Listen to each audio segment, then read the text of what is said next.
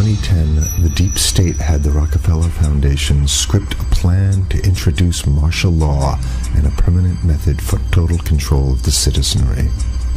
In this plan that they disguised as an academic scenario, as they called it, the method they would use to gain complete prison-like control of the entire population was to infect them with a devastating biological pandemic, and then, under the guise of protecting us from this threat, they would be free to implement their final solution, a prison state. The prison state that they need to keep their grip on power.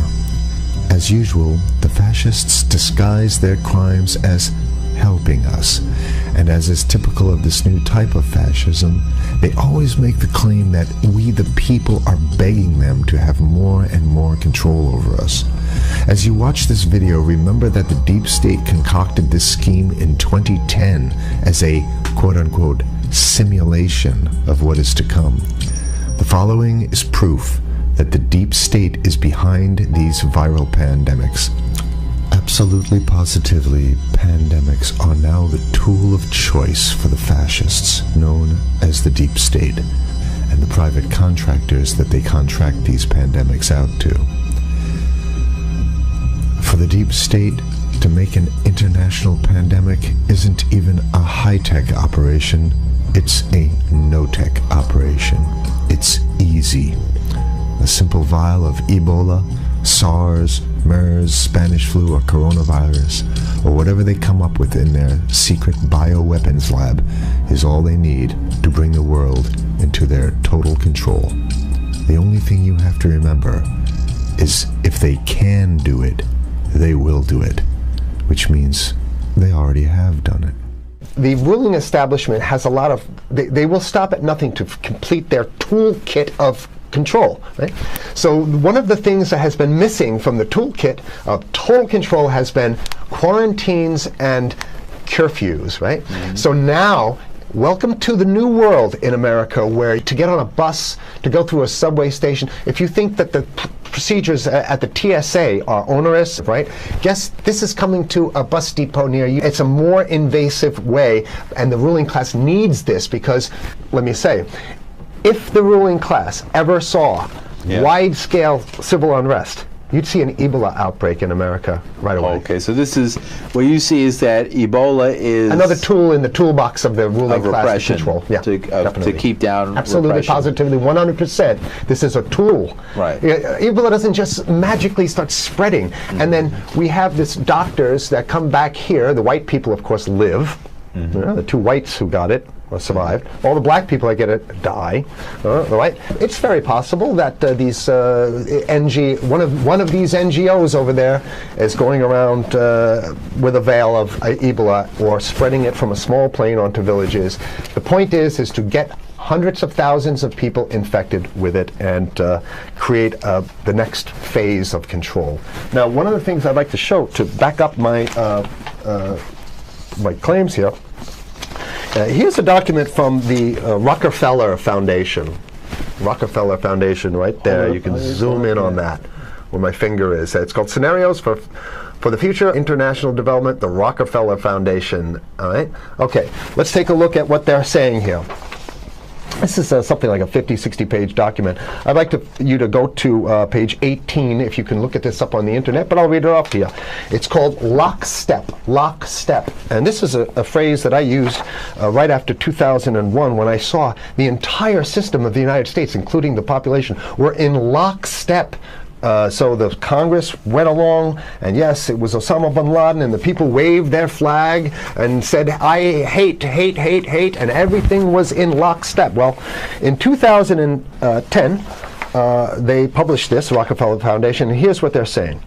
They're saying that they call it a scenario. These are scenario narratives, and they speak about it in the past tense. So they put out this scenario, lockstep. A world of tighter, top-down government control and more authoritarian leadership with limited innovation and growing citizen pushback. Okay, I'll read a little bit of it. In 2012, the pandemic that the world had been anticipating for years, nobody was anticipating a pandemic, finally hit.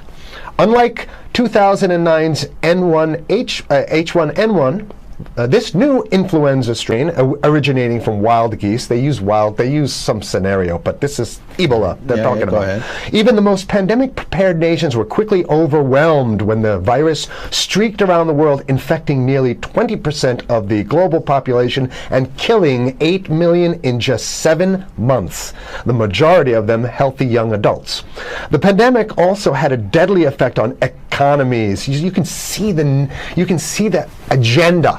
Just naked, raw, naked control agenda written down, and it's anybody's guess how this becomes effectuated in real life. So whether this is written specifically as marching orders or whether people take it upon themselves in the intelligence networks to say, okay, well, this has been produced, so this is the plan here. But these narratives have to be written in advance because the intelligence agencies don't know how to do these narratives. They need help. So these think tanks, they come up with these like Rand Corporation, Rockefeller Foundation. These are think tanks of death. They're not the think tanks, they're not there to find great ways to help people. Right? Okay, the pandemic also had a deadly effect on economics. International mobility of both people and goods screeched to a halt. Which is what they want. They want a completely isolated world, right? Debilitating industries like tourism and breaking global supply chains. Well, of course they want tourism stopped because they're not in the tourism business, and they want you at home in your house in front of the TV. Then they got you because once you watch the TV, they own your soul. Even locally. Wait a second, we're on television. I mean commercial television, let's say. National. Even locally, normally bustling shops and offices sat empty for months. Okay, so I love how they talk about it in the past tense in 2010. Right? The pandemic blanketed the planet, though disproportionate numbers in Africa died. Southeast Asia and Central America, where the virus spread like wildfire. It sounds like the opening monologue of a disaster movie, right? Exactly. Now listen here's the good stuff now. But even in developed countries, containment was a challenge. Now here's this one. I love this one. The United States' initial policy of strongly discouraging, in quotation marks, strongly discouraging citizens from flying proved deadly in its leniency. So they're saying, that... No, keep going. Okay, read it. Proved deadly in its leniency. So they should have been tougher, right? Accelerating the spread of the virus, not just within the United States, but across borders. However, a few countries did fare better. China in particular. The Chinese government's quick imposition and enforcement of mandatory quarantine for all citizens, as well as its instant and near hermetic sealing off of all borders, saved millions of lives, stopping the spread of virus far earlier than in other countries. So the message is here is we have to look towards the Chinese, the oppressive totalitarian Chinese regime as an example of what we need to be doing here. And of course, the ruling class here loves the Chinese regime because they have demonstrated to the ruling class the most efficient form of capitalism, which is authoritarian capitalism. So we have capitalism, but unfortunately we have this veil. I get it. We have this veil of democracy. This is very interesting. This is continue on. Okay. Okay. China's government was not the only one that took extreme measures to protect its citizens from risk and exposure. During the pandemic, national leaders around the world flexed their muscles, flexed their authority, and imposed airtight rules and restrictions. You can see the agenda. Go. Okay. From the mandatory wearing of face masks to body temperature checks at the entries to communal spaces like that's what's happening right now. Yeah, but soon it's going to be like body. It'll be at the subway. Yeah, well, is that what you're saying? We'll be going through this in the to get on buses and the subway, absolutely, things positively. like that. And what this means though is don't think about having a cigarette, a joint on you, or basically you can't. This is a dragnet for everything. So if in order for you in other words, just like with stop and frisk, this is ultimate stop and frisk. This is the ultimate cavity stop and frisk, cavity search kind of thing. All right, so during the pandemic, national leaders around the world flexed their authority. Now there's some good stuff. Listen to this. and even supermarkets. They want body checks at supermarkets. Okay, so basically what they're saying is they're building a system where every move you make, you got to go through them. You can't get food. Well, how about if you go to the farmer's market? Right. Here's the good stuff now. I mean, it just keeps getting better. Even after the pandemic faded, this more authoritarian control and oversight of citizens and their activities stuck and even intensified. That's the whole point. So they're going to get rid of... Did that happen already with 9/11? Of course. 9/11 was how many, 14 years ago, and we still have all these draconian so rules. So they're going to put the body cavity USA searches Patriot and all that. That's right. So in order to get to a supermarket, you got to have a body cavity search, and then when there's no more Ebola, well, you know what? We kind of like this way because we have a complete infrastructure of a control grid.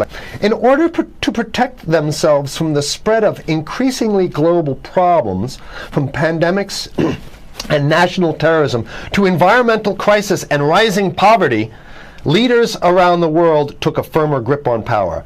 Well, what the hell would rising poverty have anything to do with imposing strict citizen controls with face masks?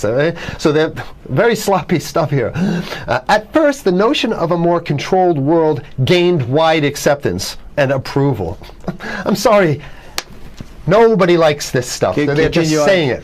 No, I have to provide analysis. Only because we only have 5 minutes left, so that's. Oh my God. Okay. Citizens willingly gave up some of their sovereignty and their privacy to more paternalistic states in exchange for greater safety and stability. I mean, that's just a complete naked contradiction to the famous saying that if you think you're going to give up a little bit of security, I mean, if you're going to give up your freedom for security, you're going to get neither. That's the long-standing thing. And here what they're doing is they're not even ashamed or embarrassed to absolutely say the exact opposite. They're saying, yes, we all want to give up our privacy and sovereignty for more stability and security and stability. So you don't get that. When you give it up like that, you get the shaft. Can you show us the cover again of what you were just reading? One more time, and then I have two more documents. Right, this is what we were reading here, and just zoom in a little bit so folks can see it. He'll zoom in, don't worry, you can relax. All right. And scenarios for the future of technology and international development. Okay, now I have two more documents. Keep it zoomed. We have the National Security Memorandum of December 10th, 1974. This is Henry Kissinger's brainchild. The National Security Memorandum, number 200. You can look that up on your internet. I'll summarize it. He says that there's too many people, we got to get rid of the population. So to answer your question. Oh, from earlier. Yeah, he says, he used the word depopulation, which is different. Depopulation means killing people that already exist, and it's to get the minerals, because we need the minerals. And here's another one. The CDC has a patent on Ebola. They patented it. Yeah? Right. So basically, if you want to get a cure for your Ebola, you got to go. It right up here, right? It says human Ebola virus species and compositions and methods thereof, and it's a patent. It's a patent. They patented the main strain plus something like 17 other strains of it. So they own it now, and I don't know how exactly you can own that, but apparently they've done the same thing. Yeah, I didn't think you could own a natural. Yeah, you can. They've. I guess the main thing to finish off this show is this: that they want to get more control, more and it's going to be curfews and quarantines. So what I'm saying is that unless the American people start to get some new way to revolt, a new way to organize, new way to protest, unless we can break through the apathy, because that's what we have here, then it's going to be a slave state here. The ruling class doesn't seem to have too much resistance. They're getting everything on their Christmas shopping list, and they've been wanting quarantines and curfews for a long time. Now they got it. And if you want to live in a world where you're tricked into all this stuff because it's for your safety, right? And if you want to have a probe and make sure you got to check your pockets, make sure you don't have anything incriminating on you before you go out, and when you step out of your house, you want some police there to monitor and see what you're doing. If that's the world you want to live in, be apathetic, don't do anything. You're going to get that world very soon. It's coming your way, definitely. Mm-hmm. Yeah. So what should people do? What's the hope? You have 30 seconds. To wake up, learn about it, and go fight these bastards in Washington. They're easy to beat. If we can just organize, we can beat them. It's simple. They're weak, and there's so few of them.